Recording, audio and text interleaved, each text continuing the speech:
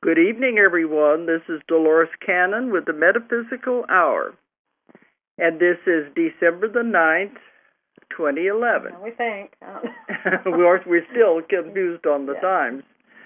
But I always let them know now so they know it is a live show tonight.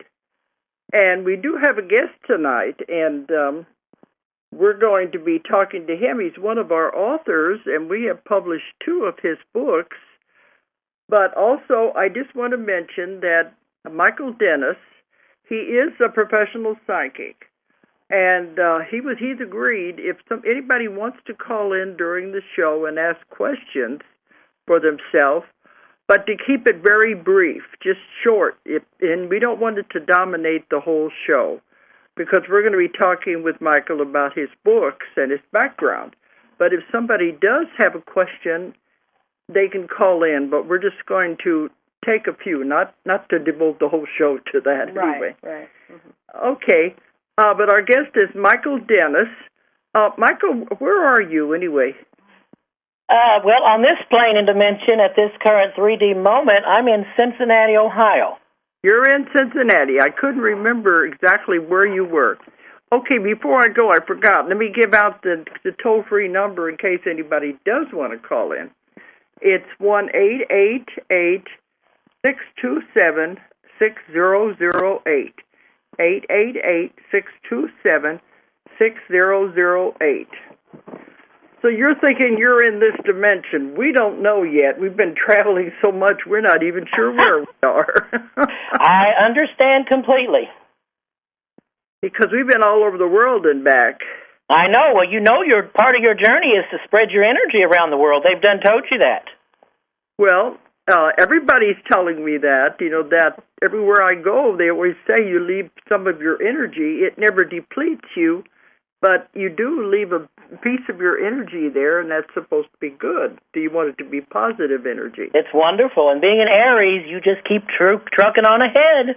Yeah, sure. That's true.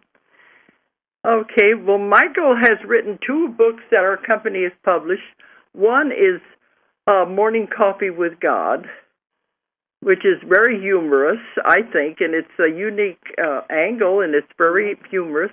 And the other one came out this last year, wasn't it? Right. And it's God's Many Mansions. So that one, we're going to try to touch on both of them. But first, Michael, I always like the guests to let the people know about you. Let them know about your background and everything. So start talking about yourself. Well, the first thing I want to say real briefly is I want to share some good news. The ARE at Virginia Beach has agreed to carry God's Many Mansions. That is the Association for Research Enlightenment, as you know, and they ordinarily don't cover anybody but their own books. But I was led to call them and have Joyce send them a review copy, and they said, well, we're not interested in the morning coffee, but we will carry God's Many Mansions. So I had to share that.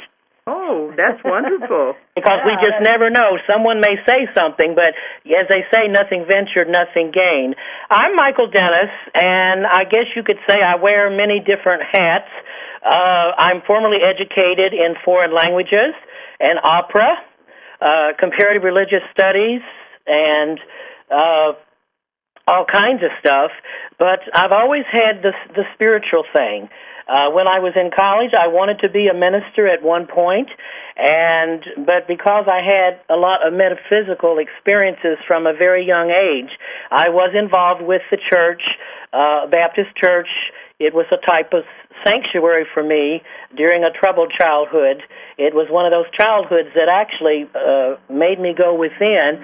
So at a very young age, I was always very drawn to the more metaphysical slant, and because I had experiences, college kind of got in the way a little bit, except when I met the amazing Kreskin, which is included in God's Many Mansions.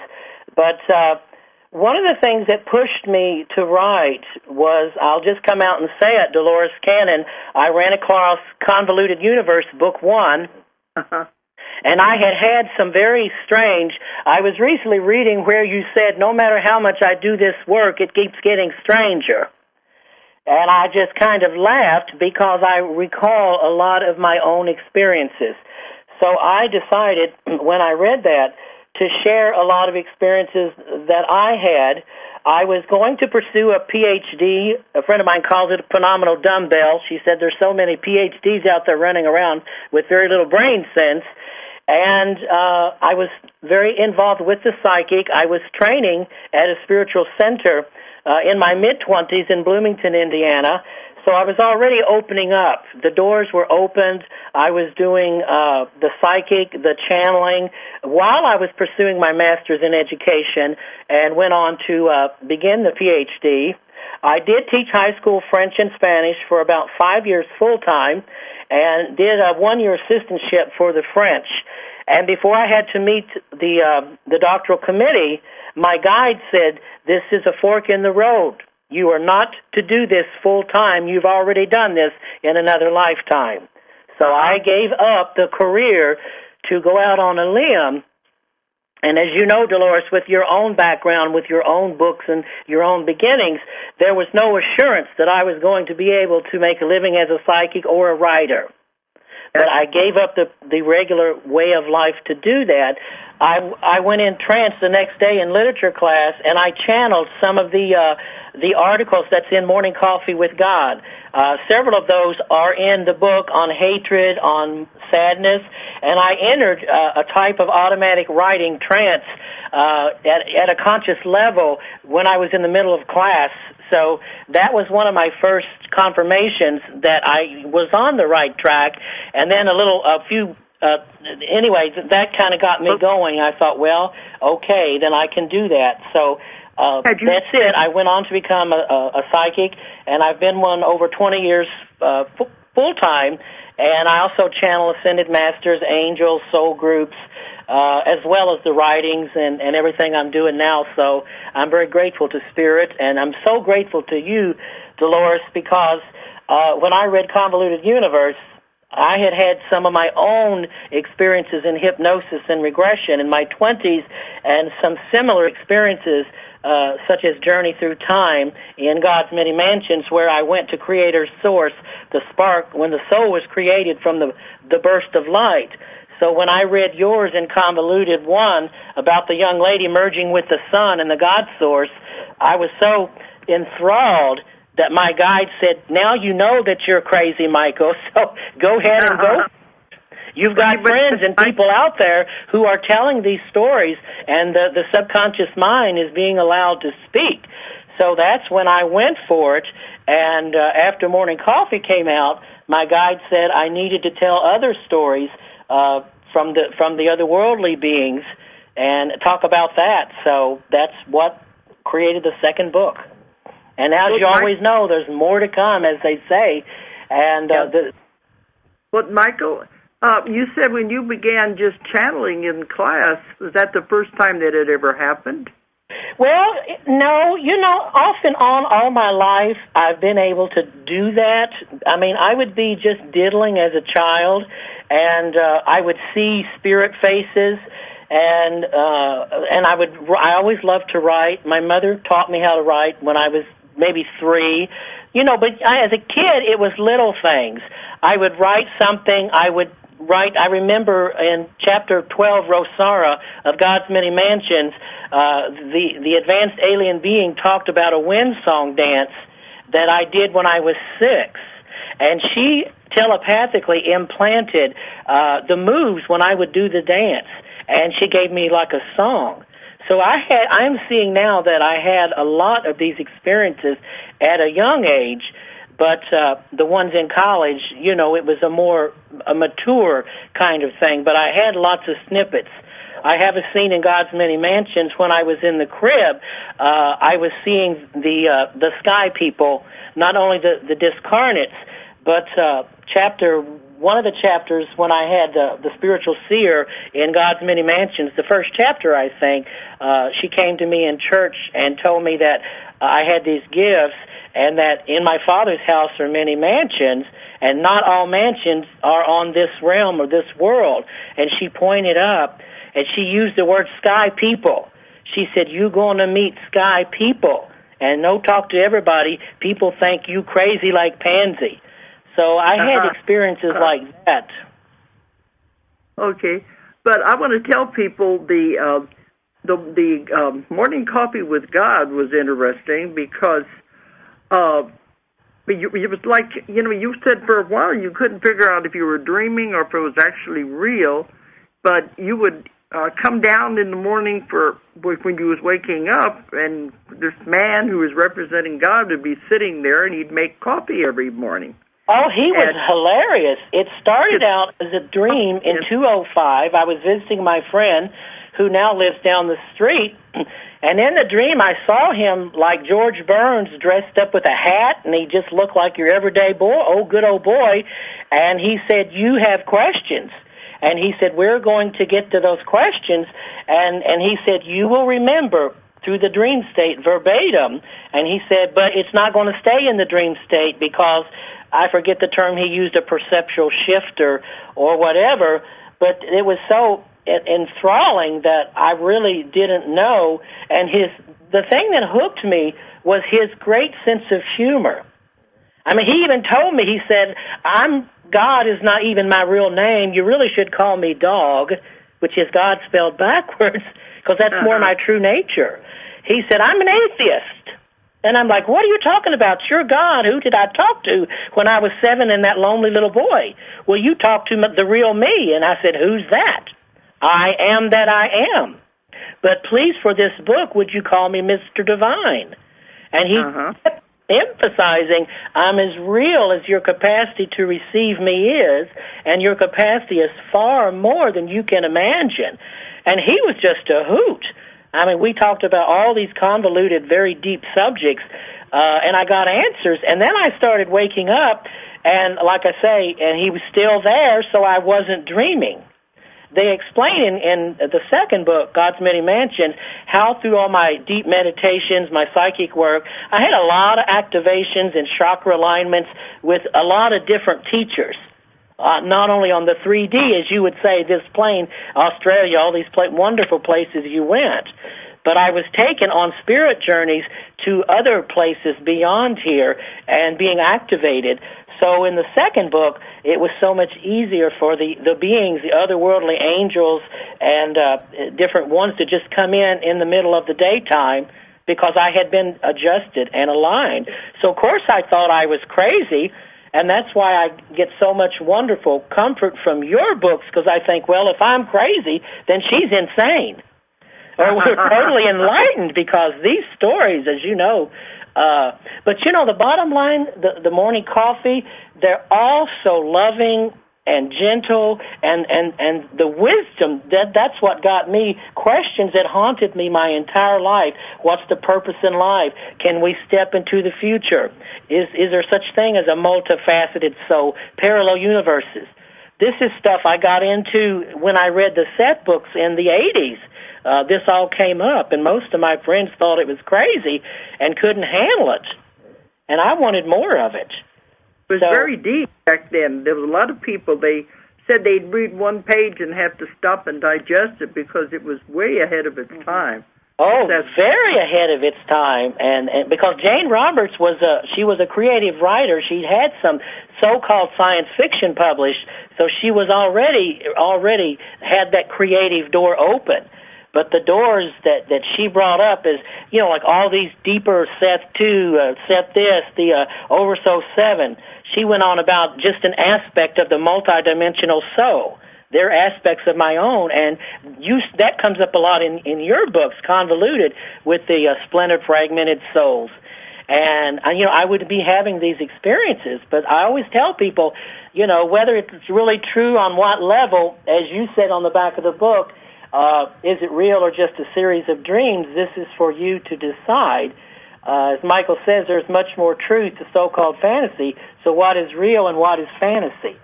Now, I honestly don't know and don't care, but as I say on my website, all of the beings, all of the, whether they're fairies or a snow gnome coming in the middle of winter, which happened to me. I was going to a friend's house at Christmas, and he just plopped right down there beside me, and we got to talking about creator source and soul vision, and if we brought in enough power from the higher Christ self over so that we could be Lord creators of different worlds. And I wrote... There's a caller. That beep, when they beep, that means there's a caller. Okay. We'll see what they want. Is that okay? Yes, sure. Is there a caller online? Yes, Dolores. Hello, this is Clinton. I'm a big fan of yours. Okay. Do you have a question for me or for Michael? For you, Dolores. Okay, maybe Michael can... we'll see. Okay, go ahead. Go ahead. Okay, got it. He has dropped. Okay. Oh, he dropped off? Okay, we'd like to... Michael. So let's be... we'd like the question to be for Michael instead of for me, if they call in. Okay, pick up where you left off, Michael. Oh, I don't know what I was talking about. I'd like to interject. You're talking about all these different characters, and that is actually... I want people... That's why I wanted us to publish God's Many Mansions. It was so... It's really, when you look at it, it's like, oh, my God, this is out there. This is really out there. And it seems like it's fantasy, and it's fictional writing, and it's like, and you even say, you're questioning it yourself. But what was really exciting was when I was reading it, things started happening around me. And it was like it was activating and opening things up in me and around me. And I thought, oh, this is cool. This is really necessary. And then also, because they started happening, and I had been reading this, it allows you to look at things differently and to look into it deeper. And you start seeing that the world around you is not as it appears. There are other things just hiding right behind that layer, and so it allows you to open up to that. And that's what I thought was so exciting. It's like, well, this seems like a really wild book. It's so wild that it could actually be real. That's what kept coming through. It was like, oh, that's why I wanted us to do it. And that's why when you asked me, did this really happen to you, I told you, I said, Julie, how about living with me? I have to live with this every day of my life. When Rosara came to me at my papaw's when I had broken up with a girlfriend and said, I'm going to teach you about soul merging and soul sharing on my world, and you're going to understand why you're this lonely poet who writes this beautiful love poetry, and you ache for this soulmate connection that doesn't basically exist on your world. Let me tell you why, and that you're in my soul family, and you will have this. And talking about things happen, I met someone, we won't get into that, but like you said, things started happening to you. She told me that I would experience some of this cosmic interplanetary, soul merging with a mortal that was a soulmate. So I was like, well, I have to live with this stuff. These beings just come in and with these teachings, and I thought, I'm either just going to think I'm absolutely crazy but they wouldn't leave me alone. They're like, this needs to be told.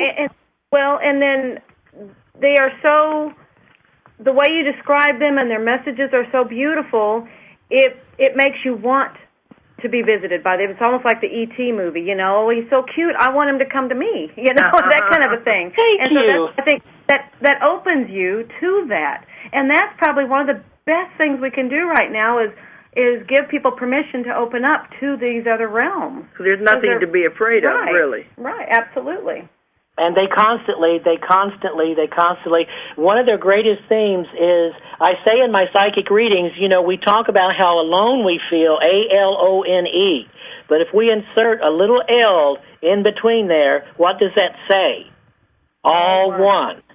And they keep telling me, they're saying, Michael, you were never alone. And now I'm writing a sequel called Heaven's Gates Open, and they're saying not only were you not alone later, but when you were younger, as a child, you had visits. And now we're going to tell the visits that came to you during trauma. They said a lot of people that have very sensitive, highly developed emotional bodies, and when they go through abuse, a lot of them had visits from the beings, and we blocked them out, or we were afraid because Mommy or Daddy would say we were crazy. So I'm now writing even more stories, even when I was 3 years old. So I tell people that feel so alone because it breaks your heart. And now I want to say, well, I felt that way too. But that loneliness pushed me to go within. And so if I'm just making up talking to God and these angels, when I was 13, the first angel popped right up. And I argued with God. I said, this is absolutely nuts. People are going to think that we're brainwashing them. And he said, well, good, we need to wash those brains out. But Michael, this comes up in just about all of my sessions that I have, and it's in the books too. They're always saying, you are never alone. We're always with you. They're talking to us. They're screaming at us, and we don't pay attention. We don't hear. But they said, you're never, ever alone. We're always We're not, you. but they got to get a way to get to us. You do the wonderful regressions where you take them to the deepest level of the somnambulous trance. In my case, it was through dream portals. So the dream portals is a way for them to come in, but now that I've been working with them, and I've been activated too, like we're all being activated, they don't need the dream portal anymore. Sometimes I still will get them. But, I truly thought my story, Rothal, the whale on the parallel world, when I wrote that, I dreamt about this enraged whale. His eyes were so angry. And I woke up in a sweat. I was in tears, and I was like, the poor soul. And I said, I got to figure this out. I woke up. I turned on the light, 3 a.m., looked in the mirror, and his image superimposed over mine. And I thought, what in the world? And when I came across Your Convoluted Universe, Book 3, on the back cover, you know what's on there. I don't remember. Lives as animals, lives as minerals, lives, everything has consciousness. So my guide, Dresda, one of my guides, said, now, to rock your world yet again, as you would say, you think you've got something figured, as you would say, bending the mind like a pretzel. Yeah. I love that saying, by the way, Dolores. Because I keep thinking my pretzel's going to break. Well, in the new book, I started out with bending your mind like a pretzel, and I said, after all, it's an interesting shape. It reminds you of infinity. Oh, I love it. It does. It does. So I wrote the story where I was the whale on a parallel world, and then she said, you were not ready. You remember your books. They moved into the convoluted concepts not overnight. It took a long time. They would spoon-feed you, as you say. And that's what my guide did with me. She said, we have to take this little by little. Your perceptual framework, Michael, isn't ready to be told this. But the fact that you would have these very vivid experiences in and out of dream time. And she said, now just go with it. One of the scenes in Journeys Through Time, I talk about even when I was a reed on the waters, I could feel the touch of the breeze, and I was alive, and I had consciousness, and I never chose to have my consciousness so concrete that I would forget that I was spirit soul. And then when I read yours, some of your stories, the Lemurian tree and whatever, I thought, I got to quit fighting this. I got to quit fighting with God. I got to quit, because as Julia said, and I am a poet, I've always been a poet, but the writings are, they're very poetic. And I thought, well, goodness, then I've got to just get over this. And if a Bible thumper wants to attack me and call me crazy, well, Shirley MacLaine, Out on a Limb, a guy wrote a book called Out on a Broken Limb, and instead of being defensive, Shirley MacLaine said, well, at least he read my book. Okay. And I feel it's like, well, just check it out. Just, as you would say, sometimes you talk about mind candy. When they're telling you, I get a kick out of a lot of times when, like stepping off the deep end in Convoluted 2, you talk about mind candy. Well, is this real or the real world or whatever? But when the aliens start talking about being an illusion, you row your boat, life is but a dream. Like that book, Julia, you and I enjoy, Illusions by Richard Bach. Remember at the end he says, this could all be wrong, the whole book.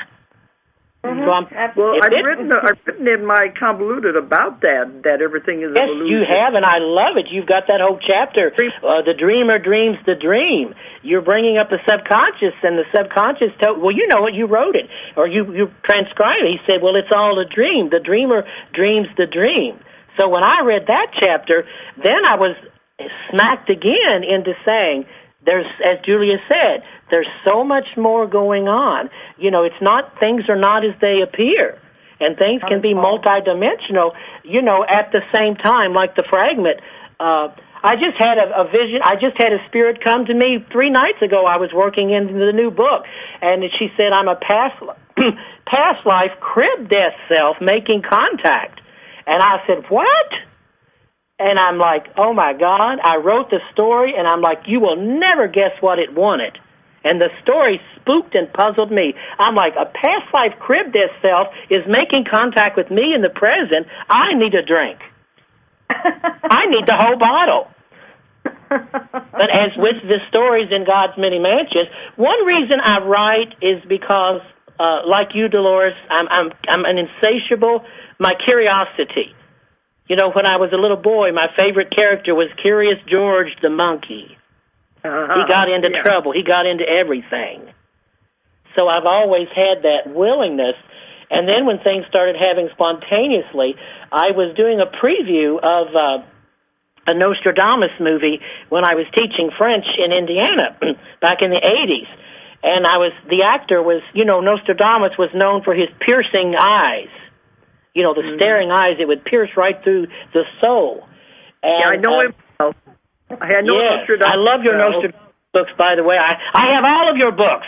I've even pre-ordered the one that's not out yet. And I was yelling at Amazon. I said, I've done paid for Convoluted 4. Where's my book? And then Joy emailed me and said, well, we can't send you a book that hasn't come out. I said, well, I will just be patient because I have enough other things to read. But when Nostradamus, when I was watching that, you know, it's easy. We go off, whether it's like in a regression or hypnosis, some of us can just kind of do it naturally. And I went in and stepped into the future. And I said, what? I saw a beautiful woman singing a coloratura soprano like Beverly Sills, and I saw a big neon sign in Stockholm, Sweden, and I said, who are you? She said, well, I'm Stella Marie Bergman. And I said, what? Who's that? She said, well, I'm a future you. And I'm like, oh, my God, can you look into time and see me? Can I see you? So we have an entire chapter, a glimpse of me in a future lifetime near the end of God's Many Mansions. When I was 28 or 27, I asked Jesus, I said, how could you do what you did? I want to know, please tell me. And he said, write. And I channeled, automatic writing, an entire poem called The Great Price. And that poem is full of wisdom. I've memorized it. You know, if you're willing to pay the great price. So I'm like, well, if Jesus is talking to me, or if I'm just thinking he is, and he's saying these wonderful, kind things, you know, that you're not alone, that it's okay to have these skills, that the doors are opening. And these crystal indigos that are being put in these, you know, given drugs, they want to numb them. These advanced souls are very sensitive. And these are the souls, or you know, that I want to reach out to, because some of these children, you know, they're having the aliens, they're having the spirit visions, you know, and they get put away. Or the parents don't understand them. Like my niece, she just tells her little daughter, well, I'm going to give you a pill if you don't shut up. Well, Amber's a little like a little crystal child. So, you know, that's what they want to do. Yeah. Well, in my lectures now, I found out, it was on some program, and I think I've mentioned it on this show before, but these scientists and doctors found out over 300 million children have been misdiagnosed. There's nothing wrong with kids. Yes. That's 300 million children. So I've been telling that all over the world. There's nothing wrong with these kids at all. That's right, and we need to be there, you know. So I feel obligated to share what's coming in, and you know, I've done a psychic reading for the other day. The woman is 4 months pregnant with an advanced star child, and she said, "Can you channel my child?" And I says, "Oh my goodness, I just got hit like with a starburst of energy just went through my crown chakra. And I didn't even know what I was saying. And we were both in tears. She said, I know my baby's coming in to make a big difference. And because I'm very open, as she put it, she said, technically crazy according to the ways of the world, she said, I will be able to help this star child fulfill his path. And she said, I know there are many others. So I do some of this work in my private channelings. I will channel or do a reading for a baby that's not here yet. So I figure with everything going on, and, it wouldn't, it's like you say it, anyway, so. Well, Michael, my book that I was out in this summer, The Three Waves, have you read that? Yes. It's all full of that, about people when they're coming in now to make a difference, and the different waves of Yes, I love that book, and I've been reading them and marking them up, and I've been reading Keepers of the Garden again, too, because I just love that feel. Your chapter, Losing Touch with Reality, when he saw that creature in the middle of the road, I mean, that was, because I have been feeling that push again, thinking I'm, the figure eight mind is being bent, I'm going crazy. Because, even though, and I read your chapter, that's why I said things happen for a reason. Thank you so much for having me on here, because just 3 nights ago I was starting to kind of lose it a little bit, thinking, I'm losing my touch. I've got all this energy coming in. And then I read, your chapter with Phil, and I thought, oh, my goodness. He talked about feeling that his, what did he say, things he's taken for reality, he says it's frankly shot to hell. And that just went through me. I just thought, man, I know what this feels like. And here's a soul that worked with Dolores, and they were able to get through that. You allowed him to vent those feelings. These star children, these clients that is feeling all these beings, I get a lot of clients coming to me. The doctors want to put them in a mental hospital. They have spirits talking to them, especially if they're naughty spirits or what I call ghost whisperers. But a lot of them are not. Sometimes there are open, maybe they take Prozac or drink too much or something, and they may get a negative spirit wanting to come in, or a parasite or whatever, psychic attack. But a lot of them, they're just misunderstood. I remember as when I was a child in the mental hospitals, my mother used to go once a year to get away from my father. It was her vacation. She'd go to the nut house, and that was her therapy for the year. And I was singing with the crazies then, and Spirit's telling me now I was doing sound healing. My chapter, The Delirians, where we talk about the sinus cavities and sound healing, these are ancient pre-Egyptian serpent beings. I think that's my last chapter in God's Many Mansions. And they came through me through chanting. Because I'm opera trained, they have the voice. And they said the sinus problems and all the allergies, there's a blockage in the throat chakra and the thyroid. And they said there's certain sounds and tones that can be, can be in tone to work with that. So, and they all keep talking about getting the energy out.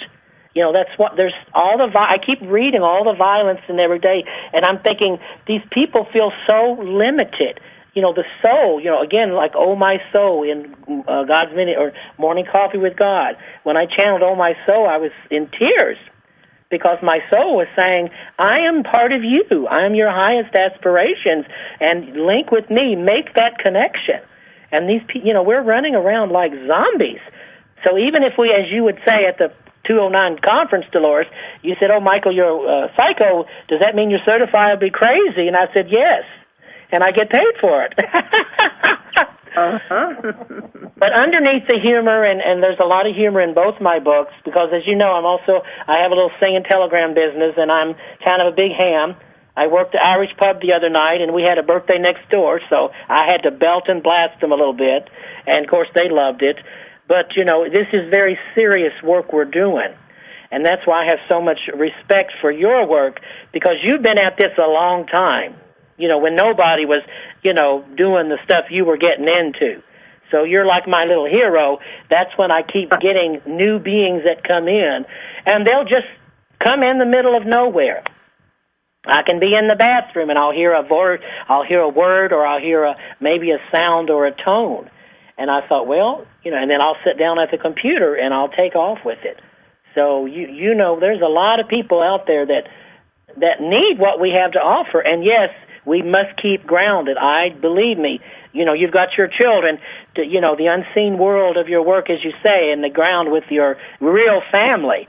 I so relate to that, because if I did not constantly walk and drink lots of water, eat lots of grounding natural food, I know I could step off the deep end. I know I could feel the pull of madness sometimes. You go these places, and especially when you can do it in the middle of the day. When I was just dreaming, or so-called dream, I could just call it a dream. But then when my one story in God's Many Mansion is about Lyra, she's a spirit of the oak. And she came through in the middle of the day, and she's like, well, I'm a spirit. How could I show up in person? And I'm like, well, I'm corporeal human. How could I be touching and reaching out to you? So we go on a dream. We go meet the dream makers. That's called the dream makers. And I thought, like Julia said, I thought, this sounds totally crazy. But okay, Michael, I think there is a caller now. I heard a beep. Okay. Okay. Is there a caller there? Yes. How you doing? Okay. Do you have a question for Michael? Yes. A minute ago, I just caught the program, but a minute ago she said something in reference to energy. As far as getting messages and things like that, I believe she said something about parasites and things like that. If you have physical parasites in your body, will that cause problems or inhibit or confuse the message? I think those are two separate things. No, physical parasites are usually come from what you eat or, environment. Right. That's a different thing. There can be thought forms and attachments that can get in the aura or the energy, especially if there's an imbalance. Say there's too much drugs or too much chemicals. So it can be a combination of things. Okay, but I'm saying, just like, say, for an individual who's been trying to get parasites out of his body, and he meditates and things also, and every now and then he gets messages, and some of them are kind of strange. Could that also be because of those, just like you're saying, everything has energy. Rocks, whatever, birds, it doesn't matter. Everything has energy in the spirit. Right. So would that impede or cause complications? Yeah, that's those kind of parasites. Well, you understand my question? Yeah, like the energy of the parasites be like a toxin in your system, which could maybe have an effect. That's an interesting concept, actually. But you can talk to your body, and if there's anything in the body that's not causing it to be out of harmony and balance, you can ask it to be brought back into harmony and balance. I'm always talking about that in my lectures, is speak to your body. It loves for you to talk to it. Because inside your body, you have an entire universe, and there are all these beings living there. So all you have to do is talk to it, tell it how much you love it and how much you appreciate it. And when you do that, you're the voice of God, because this is your universe. And you can have it be brought back into balance and harmony, and it'll do it. It'll listen to you. That's what I'm thinking about. Yeah, and if you have parasites, you can just ask them to be escorted out. Yeah, that are not necessary to ask them to leave. And they will. Because remember, you're the voice of God when you're talking to your body. And they have to listen to you. Does that make sense to you? Yes, indeed. Yes, indeed. Because from time to time when I don't do it as much as I should, attempt to meditate, sometimes my stomach starts grumbling, but it might also be because of the deep breathing also. I'm not sure, but I've been having trouble with my stomach for a while, off and on. Uh-huh. Well, you have more power than you think you do. That's what people don't realize. They always figure they're the victims, and actually you have more control over your life than you think you do. If you're having problems with your stomach, with my work, that would mean there's something going on in your life that you can't stomach. Yes, I was just going to say that. Michael, do you have anything to say about that, about the stomach? I totally agree, because, the stomach, the solar plexus, the emotional body, I feel that there's a lot of passion in this gentleman that's pent up, There's a lot of doors wanting to be open, and very deep, very old soul, very wise energy. So I'm seeing like a burst of light. I have carpal tunnel in both wrists, not one. And I asked Spirit, what's that about? And they said the meridian nerve is the nerve. They said, you don't have the nerve to write. This was when I would start and stop starting. So my body physically took that in, and I am now working on healing the carpal tunnel. But that's what happened, the stress, not having the nerve, or you say heart issues, love, solar plexus stomach, that's can't stomach feelings, emotions. But the body is very literal. Whatever part of the body you're having problems with, it's really, you say, what does that part signify, and it tells you a real meaning for it. And that's where I do my work. It's always something to do with that part, and what does it represent? That's why I tell people to think of that. What does the heart represent? What does the stomach? Yes. What do the intestines represent? They're giving you a message. Yeah, and it will talk to us. Yes, you're perfect. I totally agree. It talks to me all the time. Mm-hmm. But I agree that this man does sound like he is an old soul anyway. Oh, very ancient and beautiful, beautiful. Just, it's, I think his higher emotional body wants to, I just hear make room. So let your light shine, brother. Okay, and I am a blood type O, and I was told that O blood types are ancient souls on this planet. I don't know. I know that the old is a universal donor. I know that everyone can take O blood if in emergency. Okay, but as far as spiritually, it doesn't matter as far as spirituality is concerned? I've never known any connection. Okay. All right. Well, I want to thank you for calling in. Thank you both. We've got to watch the clock now. Okay. Well, thank you for calling in, then. Thank you. Okay. Have a good evening. All right. Thank you, too. Okay, Michael. I'm trying to think where we were there, but we never remember where we stop. Yeah. Oh, we don't. We just get going. And I think Mercury's in retrograde, too. For a little bit longer. Oh, I was hoping it isn't. Every time Mercury goes into retrograde, we have all kinds of problems. Well, see, there's our little interruption we had early. I don't know what days, but I'm pretty sure a astrologer friend told me it is in retrograde. So, it's just what it is, as you would say. Yeah, and it always causes problems with communication, contracts, anything in writing. And when that happens, we have a lot of problems with the office when the stars aren't right. Oh, by tomorrow morning, they said there's going to be a beautiful eclipse. Ooh. Yeah, wow. And they said it'll be the last of the moon. It'll be the last one this year. Of course, the year's almost over, and it won't happen again till 2014. Yeah, and something I was thinking that was on the news before I came over here, and it was talking about that, and something was telling me there's some connection, Michael, and tell me if you agree or whatever, but when I was seeing that, the report, I thought of you, and then I thought of your story where you had the moon goddesses, and so there's something, and it was just like tickling my memory. It was just like, there's something, remember this, so I'm like, okay, so I'm like, well, am I going to see something maybe? I'm always like, but they said it's going to be more visible on the West I know, Coast. that's not what I'm talking about. Michael knows what I'm talking about. Okay, she's talking about the Sisters of the Pointed Flame and the moon deities. When I did that meditation, that session where they took me out to the moon deities, I actually was being given the opportunity to merge with the energy, the essence of the moon. There's deities and that live actually on the moon as well as the sun, and that's come up in your work too, Dolores.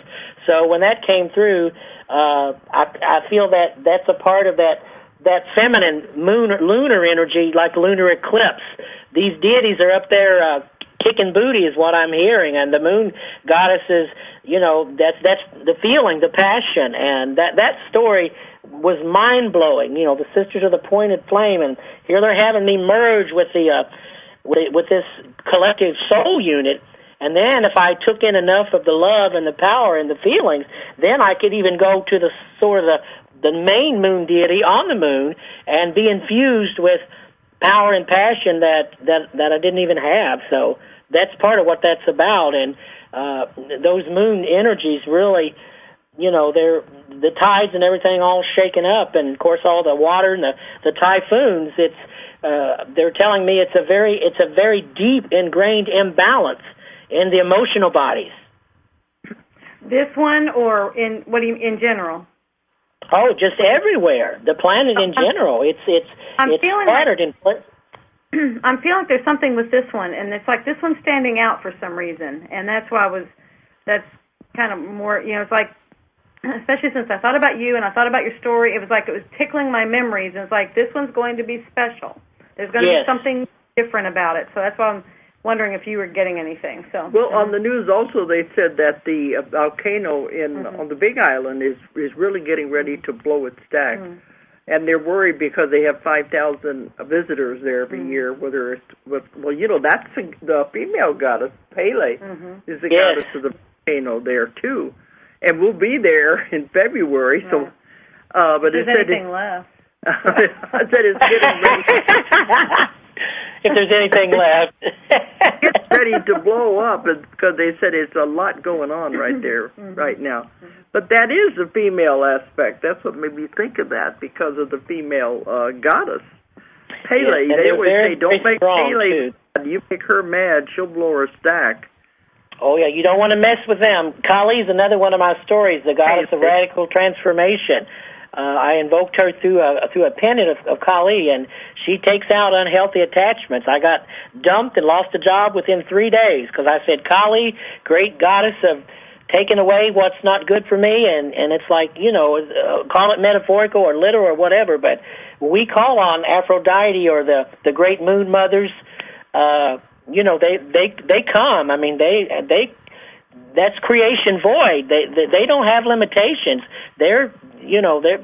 See, I'm faltering for words because I can't express it.